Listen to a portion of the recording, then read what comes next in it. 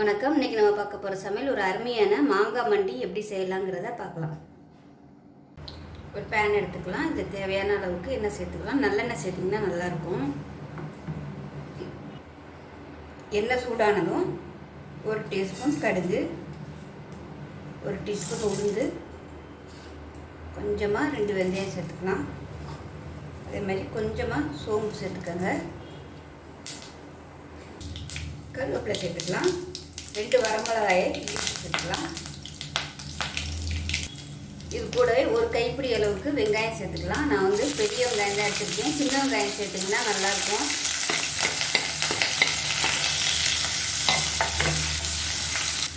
இது கூடவே ஒரு 6 பல் பூண்டு சேர்த்துக்கலாம்.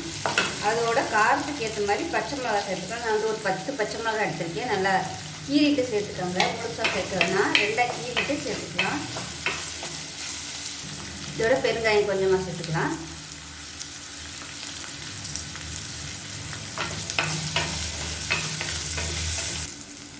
வெங்காயம் பச்சை மிளகாய் நல்லா வதங்கிடுச்சு. இதில் மீடியம் சைஸாக நல்லா ஒரு பெரிய தக்காளியாக 1 எடுத்துருக்கேன். இதையும் சேர்த்து நல்லா வதக்கிக்கலாம்.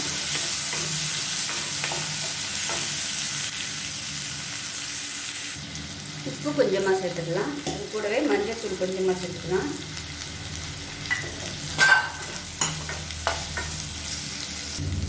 இப்போ தக்காளி நல்லா வதங்கிடுச்சு. இதில் வந்து மாங்காயை சேர்த்துக்கலாம்.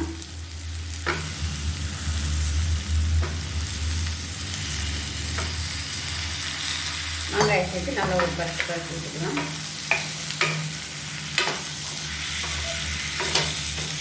இதுக்கு வந்து தண்ணி ஊற்றணும். நான் வந்து அரிசி களைஞ்ச தண்ணி வந்து எடுத்து வச்சுருக்கிறேன்.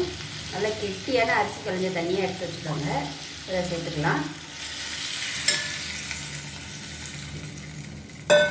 சேர்த்துட்டு இந்த தண்ணியில் வந்து மாங்காய் வேகட்டும். இன்னுமே கூட கொஞ்சம் தண்ணி ஊற்றலாம். ஒரு 1/2 டம்ளர் கிட்ட தண்ணி ஊற்றிருக்கேன். அரிசி களைஞ்ச தண்ணி வந்து இல்லை அப்படின்னா நீங்கள் அரிசி மாவு வந்து கரைச்சி ஊற்றிக்கலாம். இப்போ இது நல்லா வெந்து கெட்டியாக வரட்டும். மூடி வச்சிடலாம். அப்போ தான் மாங்காய் வந்து நல்லா வேகும். இப்போ மாங்காய் ஓரளவுக்கு வெந்திருக்கும். இப்போ இந்த ஸ்டேஜில் பார்த்திங்கன்னா புளி தண்ணி சேர்த்துக்கலாம். தேவையான அளவுக்கு புளி தண்ணி சேர்த்துக்கோங்க. நான் வந்து நல்லா கெட்டியாக கரைச்சிருக்கேன். ஏன்னா ரொம்ப தண்ணியாக ஊற்றிட்டோம்னா அது ரொம்ப நேரம் கொதிக்க விடுற மாதிரி இருக்கும். அதுக்காக கெட்டியாக கரைச்சி வச்சுருக்கேன். ஒருவேளை ரொம்ப தண்ணியாகிடுச்சுன்னா அரிசி மாவு வந்து கரைச்சி ஊற்றிக்கோங்க. அதை கலந்து விட்டுட்டு டேஸ்ட் பண்ணி பார்த்துட்டு பத்தலைன்னா மறுபடியும் புளி தண்ணி வந்து சேர்த்துக்கலாம். இப்போ பாருங்கள், மாங்காய் வந்து நல்லா கொதிச்சுக்கிட்டு இருக்குது. இது கொஞ்சம் வந்து தண்ணியாக தான் இருக்குது. அதனால் நான் அரிசி மாவு வந்து ஒரு 1/2 டேபிள் ஸ்பூன் அளவுக்கு எடுத்து போட்டு தண்ணியில் கரைச்சி வச்சுருக்கேன். இதை வந்து சேர்த்துக்கலாம். அரிசி களைஞ்ச தண்ணி பார்த்திங்கன்னா நல்லா கொலன்னு ஊற்றுனீங்கன்னா இது வந்து நல்லா டேஸ்ட்டாகவும் இருக்கும். சீக்கிரமாகவும் நல்லா கெட்டியாகும்.